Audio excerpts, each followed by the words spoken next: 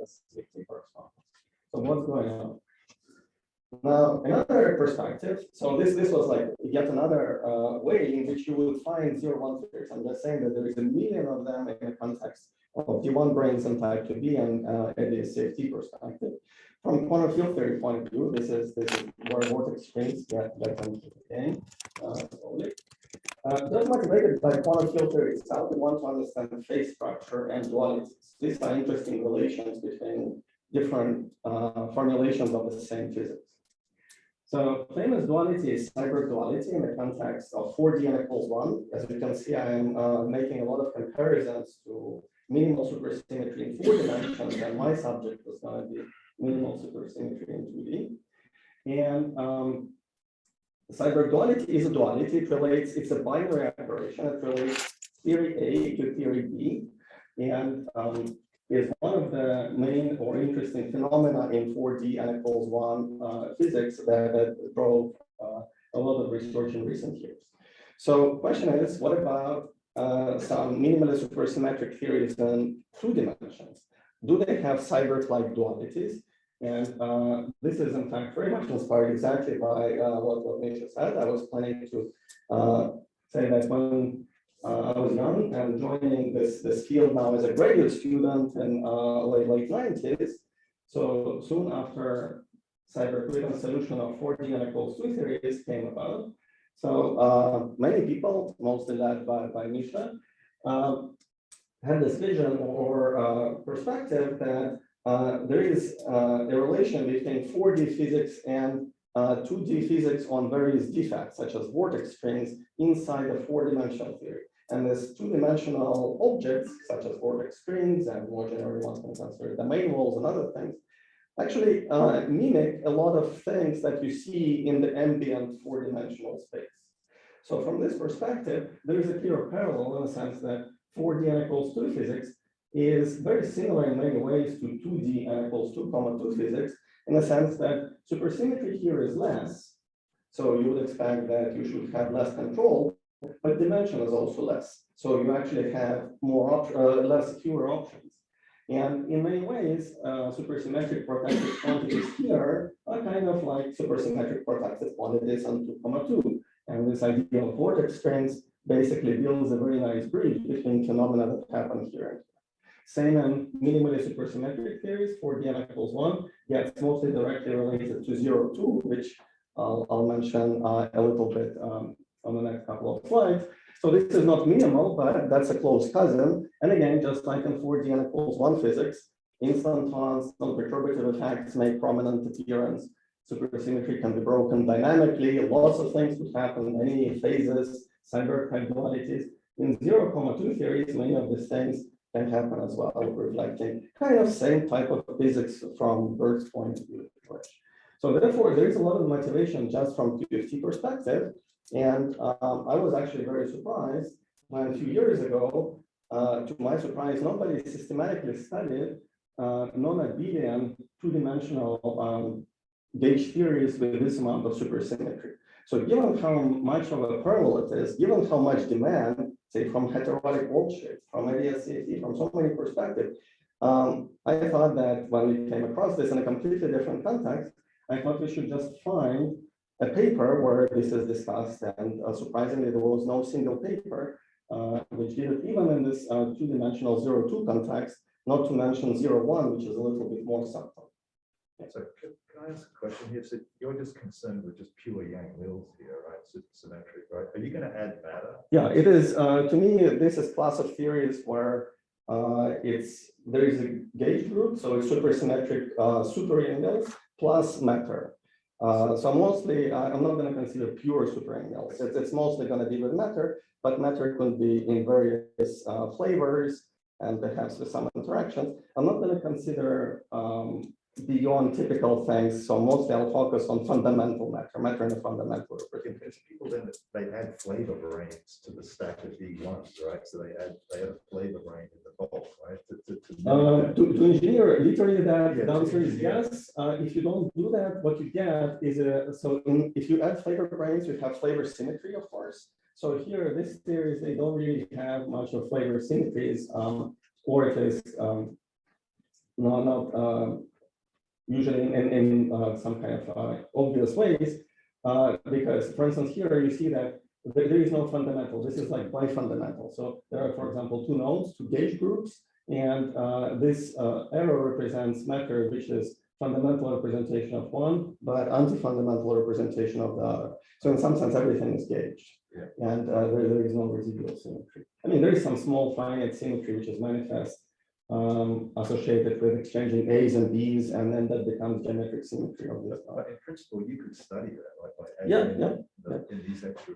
This indeed would be slightly different classes of models where you would involve additional brains. So in fact, in some sense, this emphasizes that these two classes that I mentioned, such as super QCD, some number of colors and flavors, as well as this D1 brains or D3 brains probing various cones, can be extended even further. So we're basically learning that, first of all, there is huge universe here, and we can then try to combine them. So that makes this universe even bigger and richer. So I was really surprised why this has not been explored, given how much analogous or similar n equals 1 case in 4 dimensions was explored. Yeah, another surprise is that the study of two-dimensional gauge theories, abelian or non-abelian, has been has a long history, and so of course prominent examples are Schwinger Model, which is basically a abelian version of the theory, which you could say also confines in codes. I mean, it develops a mass gap, and potential between charges is linear, so that's very much QCD-like behavior. And although not quite precise, it can serve as inspiration for non-abelian behavior in 2 dimensions, which you would say if abelian thing has a linear Coulomb potential, then probably you should expect confinement generically in non-abelian theories as well. So proof in 2-dimensional version of QCD that some one or small number of flavors also famously found rigid trajectories. So that's also served as great inspiration for even 4-dimensional physics. And again, this goes to time before I was even born. So how come when this was done so long ago, some minimal supersymmetric extension, supersymmetry usually is considered like helping us. How come almost for 50 years, supersymmetric version has not been done? That's insane. So this is summarizes like early developments. Then actually by early 90s and then late 80s, many people focused on non-supersymmetric n equals 0, but a joint version of QCD. And then actually they found something interesting. So first they found lots of rigid trajectories. That was kind of a positive conclusion, maybe not too surprising. But they also found lots of questions and puzzles. And there is a beautiful paper of Andros and Klebanov and others on screening versus confinement in this version of a joint QCD, which even up to present day generates a lot of attention. And this is part of the talk, which I should have probably changed if I had this conversation with Alexei yesterday.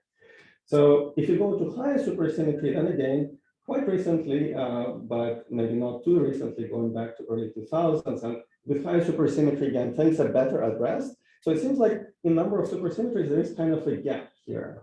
And to me, this was very, very strange for reasons that I mentioned before, because A, people who work even on periodic string should have done it, then some quantum field theorists who are motivated by analogy with 4D and 2D physics should have done it. So I was expecting that if you ask about what's the physics of 2D01 super QCD or 2D02 super QCD, we should just open a textbook. It should have been written almost when I was a baby, and then we should find the answer. So surprisingly, this was not the case. In the 2D02 case, so this is not minimal super QCD, but slightly extended version of supersymmetry. You have the following structure, which is already quite rich and interesting. So you have non-trivial phase diagram. So suppose you want to deal with a minimal theory in 2 dimensions with this amount of supersymmetry. First, you start with a gauge group. That's in Quiver notations, this is this node, and it has some number of colors. So you consider SU and CH group. Then you want to throw some MF number of fundamental matter multiplets. But in two-dimensional 0-2 theories, there are two types of fundamental matter multiplets you can consider. There is one type of matter called Fermi. These are basically left-moving wild fermions. And then there is also bosonic or scalar or chiral multiplets that go under different name. And you can have some number of those. So actually you have two versions of an F. There is only one NC for color, but two versions of an F. And one I call NF because this is purely fermionic or Fermi, whichever you prefer. And then there is this other one. So then, because of anomalies, you're actually required to cancel, if these numbers are three, so we get three numbers. So the super QCD class of theories will be labeled by three integers. That's immediate thing to know. So you need to cancel gauge anomaly in one way or the other. So there are several ways to do it. And one simple way is to add this anti-fundamentals, and then their number has to be determined by usual perturbative gauge anomaly by these three numbers that you chose to start with. So then, therefore, to me, this is minimal possible non-abelian two-dimensional 0-2 theory that you can study. And depending on these three numbers, you find very rich phase structure. So indeed, in some regimes, you see that supersymmetry is dynamically broken. In some regions, you see that it's not broken, and the claim is that inside this region, theory flows into non-trivial conformal fixed point. So this is the conformal window for this class of theories.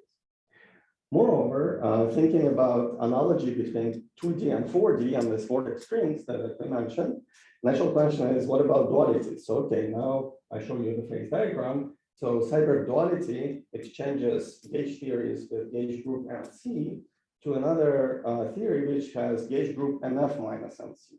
So now we have two NFs. So which one do we choose?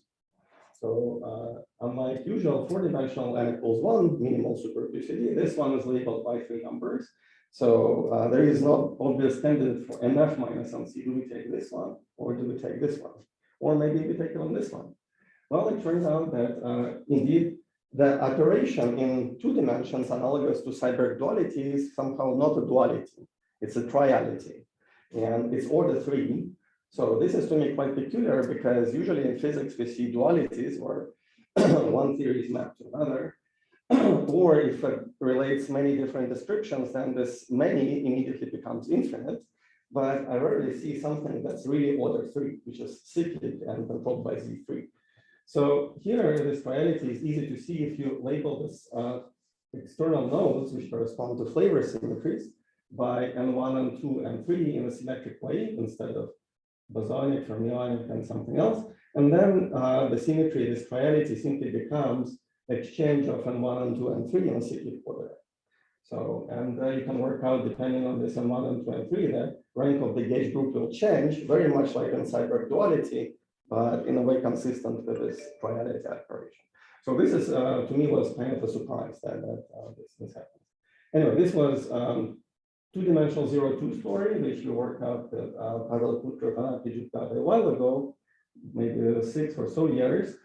And the appearance of this triality that was mysterious could be explained at intermediate scales of our G-flow using the Z2 binary symmetry of Grossmanians, which appear as target spaces.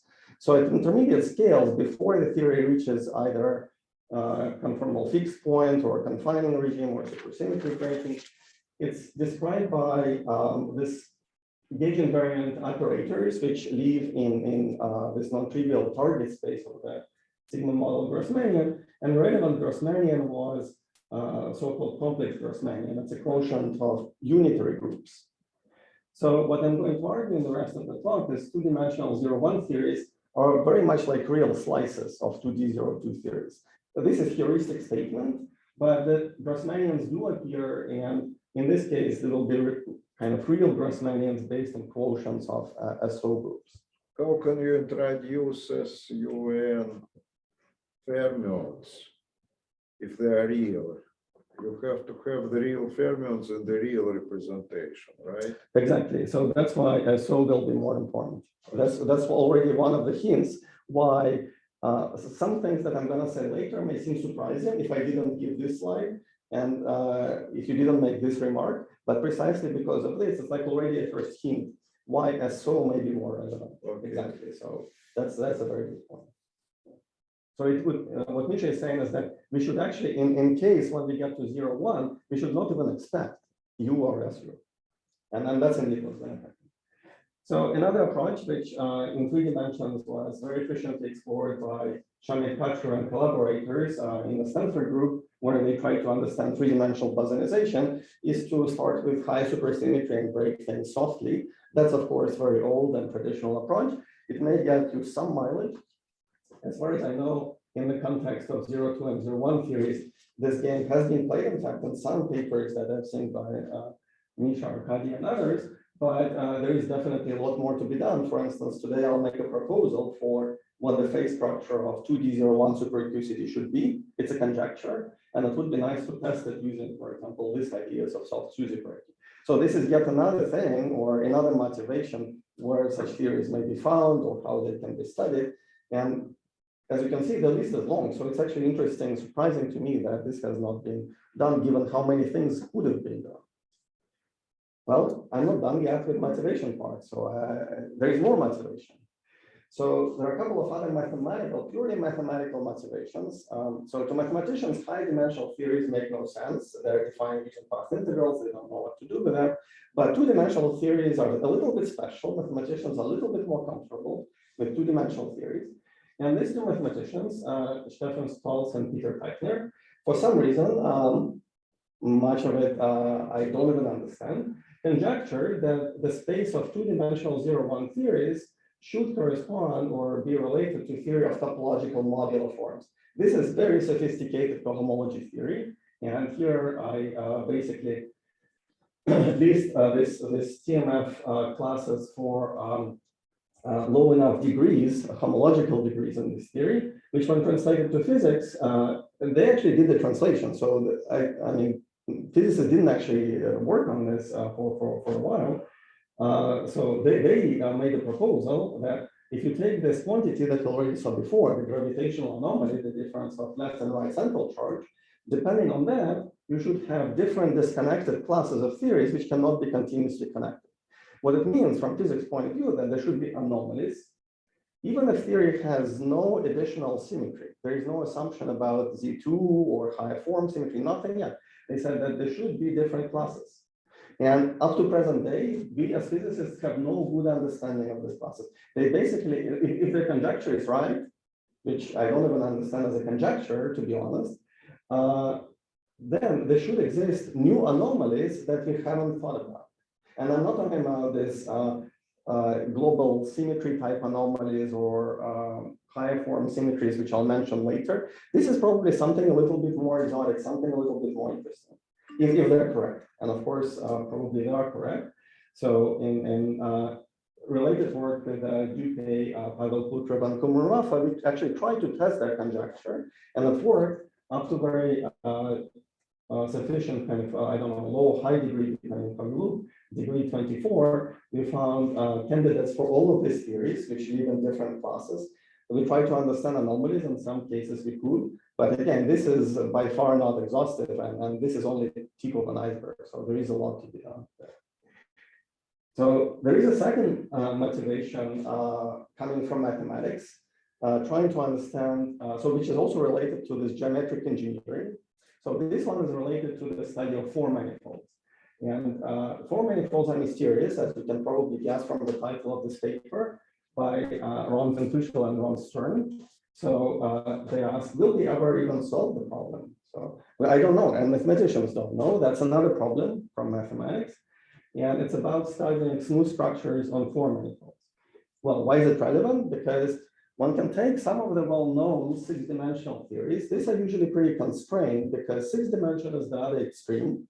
We believe that QFTs exist between dimensions 2 and 6. So 6 is the highest possible, and that's where some of the high dimensional constraints start kicking in. And these theories are pretty well studied and classified in recent years. So one can take one of those, compactify it on a 4 manifold. If a 4 manifold is generic, one gets 2D01 theory. So again, that's yet another factor in a laboratory to produce millions and zillions of 2D01 theories, as if previous examples were not enough. So again, that's a great motivation. In this approach, one can actually calculate various quantities or even try to perform KK reduction. For instance, simple 6D01 hypermultiplet will reduce to some number of these either Fermi or chiral multiplets, depending on the signature of the 4 manifold. You can compute from 6-dimensional anomalies in a lower dimensional theory. So you can again compute the central charges. The easiest again is difference of left and right central charge, and so on. And if manifold is scalar, you can even individually determine C right and C left in terms of anomaly coefficients of the 6D theories. So this alpha, beta, gamma are part of the anomalies, usual perturbative anomalies in 6D. So again, it seems like a lot can be done, and surprisingly, this has not been explored. So again, for younger people, that's a great opportunity to have yet another entry into 2D01 physics. So I think I exhausted many of them. I guess, so in this last slide, I want to point out that from this perspective of complexification or geometric engineering on 4 manifolds, one might compare some of the bounds, like unitarity bounds, from the viewpoint of physics, namely this coefficients alpha, beta, gamma, and what mathematicians already know about 4 manifolds. And we expected that these bounds should more or less overlap, but interestingly, they don't quite. Mathematical bounds are blue, physical bounds are red, and as you can see, they don't really quite overlap. So that's interesting. I have no idea what it means. Does it mean that things are really good and this overlap or something else? That's yet another opportunity. Okay, so I think I'm done with my motivation. I know I exhausted your patience, and you're probably already tired hearing where 0-1 theories in 2 dimensions can appear, as you can see, in lots of places, and millions and zillions of them. So why simplest case has not been developed is a big mystery to me. So now we'll try to go more into solution or addressing the problem for the simplest possible theory. But maybe before I do that, are there any questions or comments? So this was, as promised, very, very long motivation, introduction. This was basically to explain that we're going to solve tiny little bit on the remainder of the talk, only one theory with one gauge group, which is really analog of 0-1 super QCD, and it's a tiny little bit in the island of other things that can and should be done. So that's to motivate where else it could be applied. So now let's look a little bit more closely at the structure of 0-1 theories. So they have same structure of multiplets, supersymmetric multiplets, as 0-2 theories that we mentioned in passing. Namely, you can have gauge interaction. I think I'll mention it maybe on the next slide. And you can have 2 types of matter, which by analogy with 0-2 case are sometimes called Fermi multiplet and either bosonic or scalar multiplet. In this case, I don't think it's usually called chiral. So the Fermi multiplet consists of left-moving Majorana wild fermions. So now things become Majorana or real. And a scalar multiplet consists of a single real scalar and now right-moving Majorana wild fermion, which is really. But theta minus is complex parameter. So theta and theta bar are independent. Is that right? No, let's see. So here, no, theta is real. So they're real. It's real. So this is. Then theta bar, how it's different from theta? That's a good question. It may be something very innocuous, like yeah, I don't want to give wrong answer. Okay. So, but that's a very good point. It's real. That's what's most okay. Yeah. So because if they are complex, this is 0, this will be 0-2. Exactly. Yes. So this is 0-1. It may be something extremely simple. And again, I don't want to say incorrect statement. In fact, we can quickly look it up in one of the few papers which like 30 years ago classified, or this was actually 40 years ago, classified many of these multiplets and their interactions, and it's definitely there or in many other sources. So again, there are 2 types of multiplets, fermionic and bosonic, which contain scalars. One can have a version of their Yukawa type interaction, which is usually called J interaction in 0-2 physics. So there are E and J terms. This may be a little bit more technical, but familiar to everyone studying string theory, because this E and J interaction play a very important role in heterotic string. And there is a 0-1 version of this. So it's basically there is analogous superpotential and there is analogous E-type superpotential. So yeah, you can have interaction of these two types of multiplets. It has to be fermionic because it's integrated over superspace, and superspace contains one real theta. So that's easy. Yeah, I promised gauge multiplet. Here it is. It's basically gauge group and Majorana while gluinos in the, so this on left moving glue. Now, what's interesting is that one can have theta angles, and in general, depending on the choice of gauge group, they are classified by this non-trivial cohomology group, which is home of spin Bordian group. That's a usual classification of kind of anomalies or SPT phases. That's accepted by now. And so one can introduce generalized theta angle. That's when you take this Bordian group of degree 2 that classifies SPT in 2 dimensions, but SPT in 3 dimensions are related to anomalies. And that's the home for non-perturbative potential anomaly of this gauge theory. Perturbative anomaly can be calculated by analog of triangle diagrams. These are polygons. I think I may have it on the next slide. But in general, they could be global or non-perturbative anomalies. And these are best detected by studying this group, which was done, of course, in many ways, but more recently, this got under this umbrella of generalized cohomology theories. Again, very similar to GMF, this topological modular forms that I mentioned before. So perturbative anomalies are easy. These are basically this diagonal calculations analogous to triangle diagrams in 4 dimensions. Not surprisingly, one finds quadratic Casimirs of corresponding representations that run in the loop. So if you have either fermionic multiplet, matter multiplet, or bosonic one, they contribute with opposite sign to the anomaly. The gauge group itself carries anomaly because it has chiral fermions. So these gluinos, they're chiral. So they also contribute to the anomaly. So for the gauge group, you want the sum of all these things to vanish, to cancel perturbative anomalies. For global symmetries, it doesn't have to be, and it actually becomes useful to detect what can happen. So it's more or less like it's CPN, right?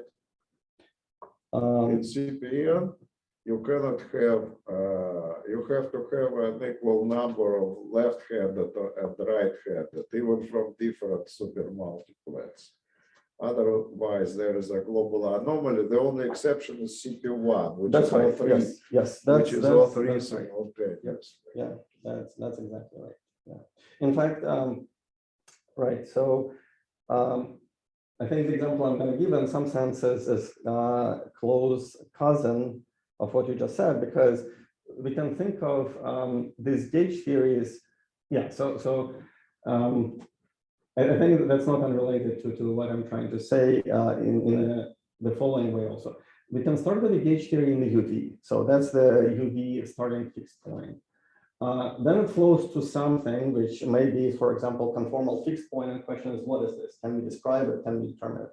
At intermediate scale, based on this intuition from, say, even Schwinger model, we should quickly integrate out gauge fields. So basically, we should quickly focus on degrees of freedom, which are mesons and baryons and correspond to gauge invariant operators. And these are the ones which were parametrizing this Grossmanian that I mentioned earlier at intermediate scales of our G-flow.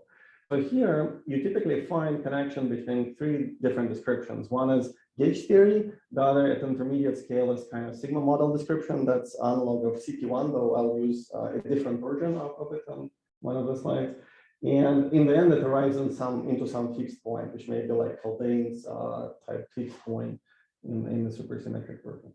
So then there are various anomalies which may occur. And again, string theories know them extremely well. So from the sigma model point of view, there are anomalies which require, so the fermions, the fermion multiplets and bosonic multiplets describe different things. So bosonic multiplets describe target space X fermionic multiplets describe this additional bundle on top of it.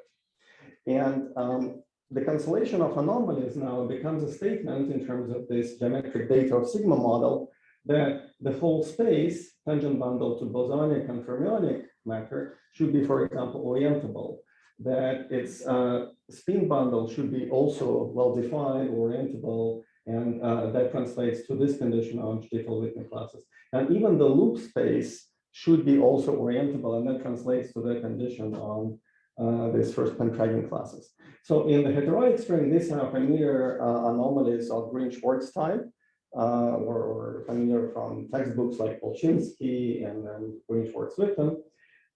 But these are actually exactly the same as gauge anomalies that I mentioned earlier in the gauge theory description, either this formulation or in terms of perturbative diagrams. I think that's perturbative and well, yeah.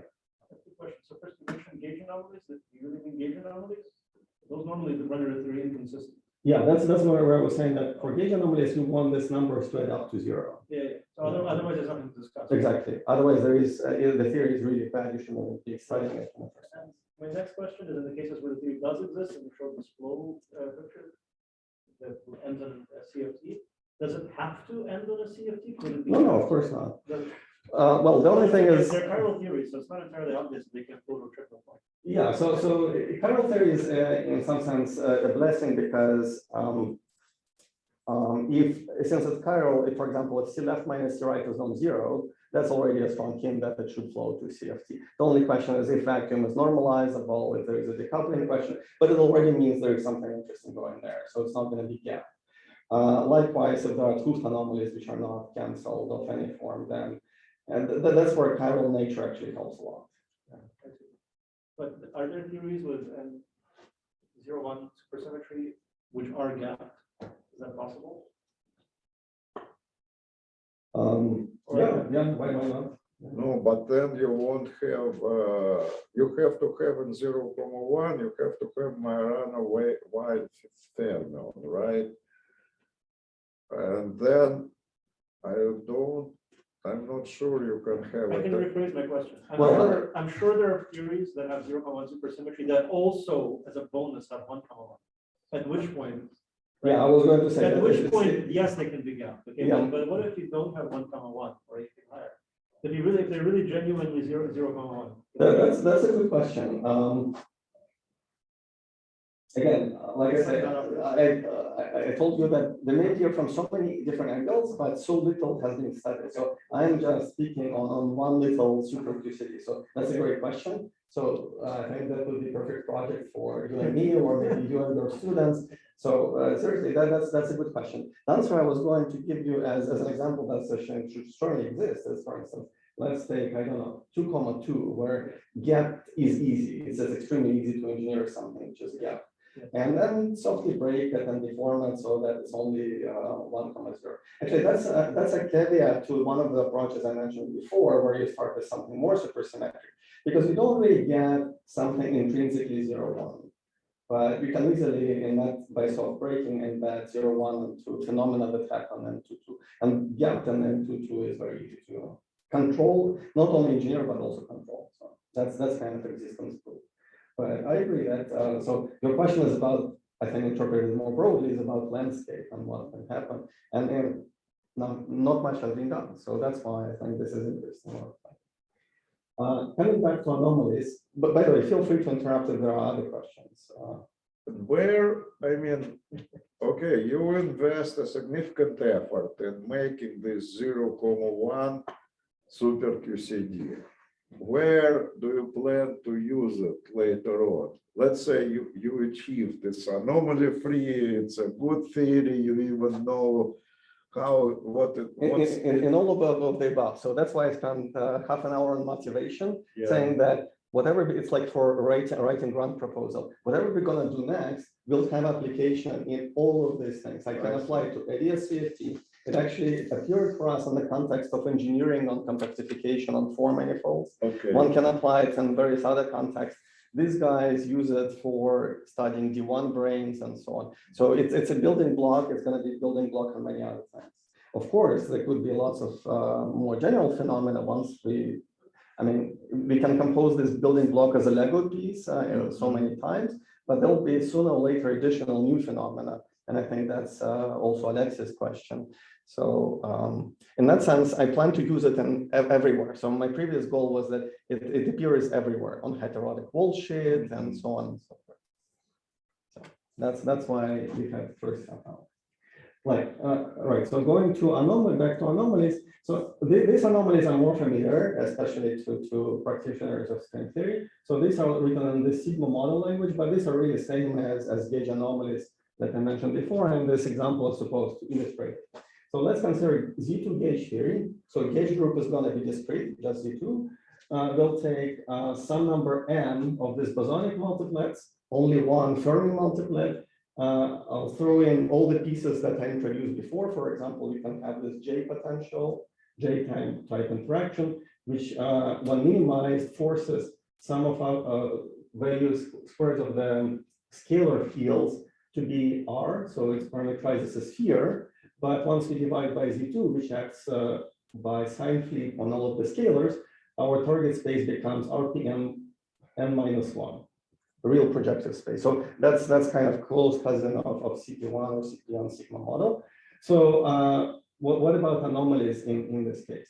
So if I apply this directly in the UV, what I said before, so the UV gauge theory has potential anomaly, which is valued in this group. Now I'm taking BZ2. This is classifying space of Z2. Its third spin Borges group is Z8, and that's actually familiar from work of Topological and P5. So this is about the fermionic spin chains, and that's the same Z8 that appears here. But you can also derive the same Z8 by looking at a Sigma model perspective and asking for W1, W2, and W4 of this RPM -1 to vanish. So here I expand for you the generating series for Stiefel-Whitney classes, and W1, W2, and W4 are basically first, second, and fourth coefficients. So first coefficient, mod 2, tells me that n should be even. Second coefficient, mod 2, tells me that n should be divisible by 4, and fourth coefficient will tell me that n should be divisible by 8. So that's another way to get the same Z8 as an gauge theory perspective. So you can get it in two ways, and everything is consistent. Of course, this is a simple toy model, but you're going to apply the same thing in continuous gauge groups as well. It works both in discrete and continuous. I missed, where was the Z8 in the gauge theory perspective? From the beginning in the UV. In the UV. Z8 is basically calculation of this home of the anomaly. So it's valued in the third Borges group of BZ2, and that's Z8. That's the same as the classification of FTPI phases. Sergei, Yes. I am trying to ask that it's a gauge theory in 2 dimensions, right? So you have a dual description of gauge theory in terms of, sigma field from the very beginning, or it's irrelevant? It's not totally irrelevant, but I'm not using that description. By sigma field, you mean the Stratonovich type trick, right? Is that what you have in mind?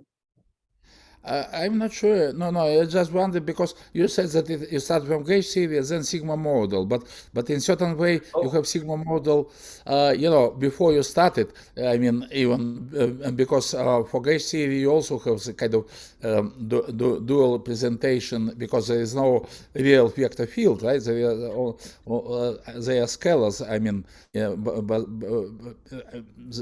so that's why it's kind of different Sigma, right? In certain sense.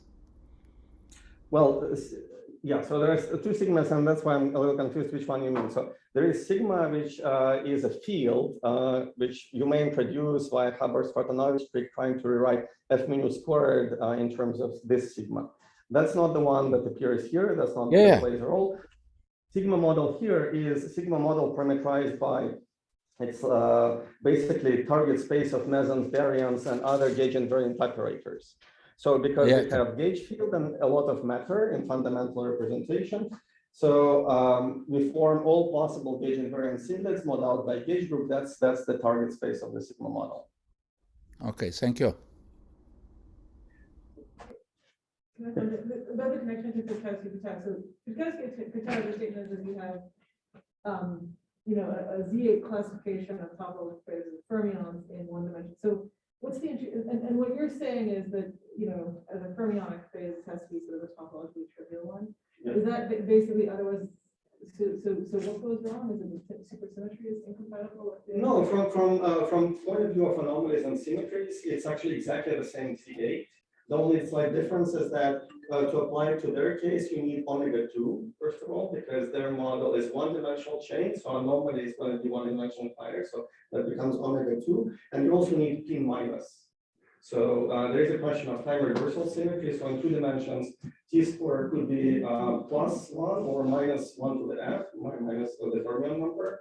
So we need the second version, and that's going to be P2 minus. So there's this P group.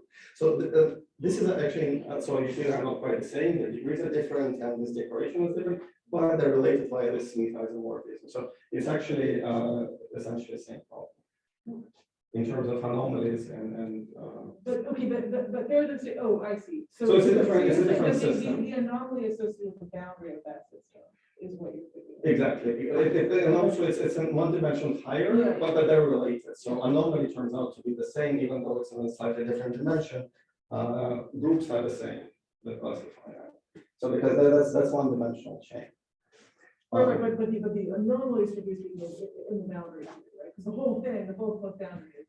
Exactly. So even boundaries is of a different dimension, but it's the phrase which is crucial for this is Smith isomorphism, which jumps in dimension. So I'm not trying to say that physically they're literally the same. I'm just saying that mathematically their anomalies can be relative. So that's the statement. And for us as physicists, so this is a good way to understand, because these anomalies in the post-Gukov case have clear meaning why it's Z8. So there should be a motivation where this Z8 is coming from, as one of the purposes. Okay, so now in the remaining 5 minutes, I hope it's okay, I'll solve for you the model. So we do the same thing as before. We throw in gauge group. We add 2 types of micro-multiplets, and we quickly learn, for the same reason as in 0-2 case, that we should have a 3rd type. So to cancel gauge anomalies, perturbative gauge anomalies. So same as before, we will have some number of NF of these guys. Let's just call it M3, anticipating the symmetry. Some number of usual bosonic multiplets, we call it, say, NB or N1. And then if this is generic, then the rank of the gauge group will be determined. The other way around, if you fix number of colors, then this is determined. So same thing, there are 3 integers that parameterize such basic 0-1 supersymmetry theories. One difference is that all symmetries, instead of being unitary, become SO. So Mish already anticipated this early on. So by now, this has been advertised. And since everything is real, that's indeed more natural. So the gauge group also should be SO. That's one interesting peculiar sort of consequence or implication of this. So we add generic superpotential that's consistent with gauge symmetries and generic theta angles. So there are a couple of them. I'm not going to spend too much time. These are some orphan variants and so on that we saw in the context of this. Excuse me, I didn't quite understand. There are 2 types of the superfield. One starts with phi and has the psi component. The other starts with psi and has the F component, which is non-physical, right? Mm-hmm. So what is the 3rd type of the matter field? It can be, so here, in the previous case of 0-2, so dashed line represents Fermi multiplets. So these are the ones which start with fermions. So then solid line represents scalar chiral multiplet, which starts with a boson, has a fermion as a superpartner. So in the 0-2 case, the line was oriented because we had fundamental or anti-fundamental. In the SO case, these representations are all real, so I don't even put an arrow on it. And the 3rd guy here is chosen to be saying it was fundamental, anti-fundamental. So here it doesn't really matter. I mean, they're both bosonic. So it's from supersymmetry point of view, these are bosonic multiplets and this is Fermi. So dashed line is Fermi, And there is also symmetric representation that you have to add to cancel anomalies. But isn't it fundamentals in OAN and anti, isn't it the same as anti-fundamentals? It is. That's why I'm not drawing the arrow. That's why in the 0-2 case, these lines would be with arrows oriented, and then here, in this case, there is no orientation. Okay. That's for exactly this reason. Right. So this is interaction and superpotential. In 0-2 case, it actually was not important, and there is not much you could do anyway. But here it is important. So there are. I'm not going to go through details of this. It's basically generic superpotential consistent with symmetries of the theory. And it has three coupling constants, A, B, and C. So it's kind of important to look at the space of these coupling constants. Only the ratio of them plays a role. So it's a two-dimensional plane of ratios of C divided by A and say C divided by B, if you wish. And one thing that, so we explored the phase structure of this theory, depending on these couplings, and it's different depending on signs. So on signs of C versus A and C versus B, and these regions are shaded respectively in yellow and blue. Again, I think this is very timely. Like I said, this talk was prepared, the slides were prepared half a year ago, so I didn't anticipate any recent developments. But anyway, one thing that we don't know how to prove because of 0-1 supersymmetry, it's so small, so minimal, we need to conjecture, and that's the crucial part of the thought. We have to conjecture that these two phases, which are the same, are connected. It's hard to say because these phases, at least classically or semi-classically, they meet at a point. And who knows what can happen to a point? It can become a bridge like this. Well, maybe building bridges was a good title for yesterday. Or they may get disconnected like the blue ones. So if we conjecture that these yellow regions get connected by a bridge and can be continuously interpolated, then the consequence of it is that we also have this triality in 0-1 context.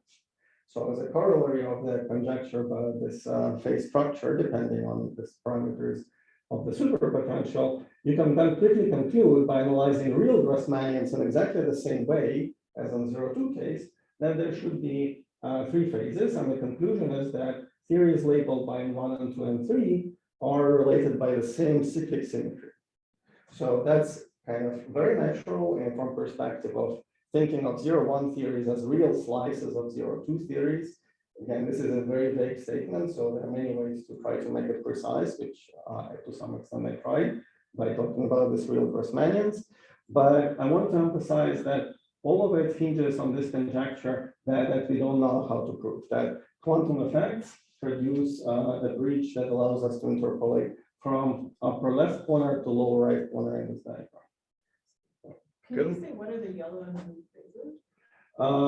These are just slightly different phases.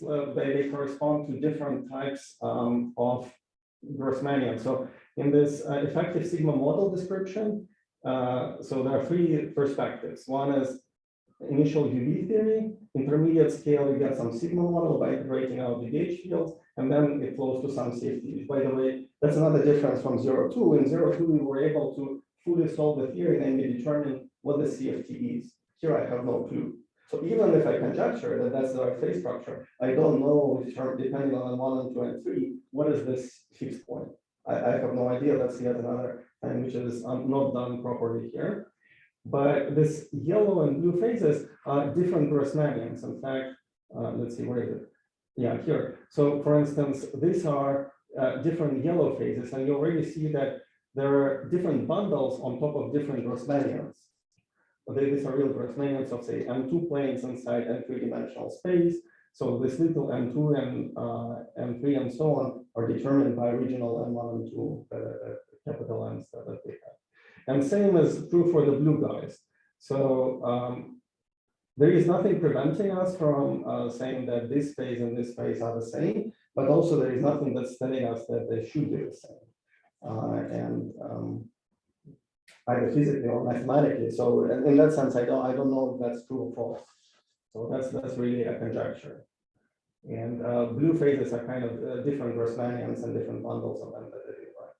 So it's not clear. It's a question about very similar to what Misha and Arkady and others thought about, like how It's a question about dualities of sigma models with Rosmanian target spaces. You can formulate it on that way.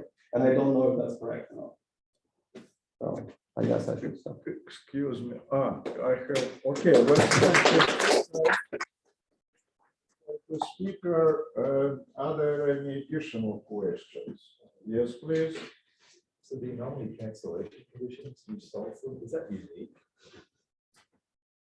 No, it's actually not quite unique. So In the sense that you can add other fermion representations. exactly. And in 0-2 case, it was slightly more canonical because we choose number of colors. That's something we want if you want to call our theory Superpct. You choose number of flavors, and probably choosing generic number of both types of multiplets was justified because again, we want smallest thing, but in that class generic.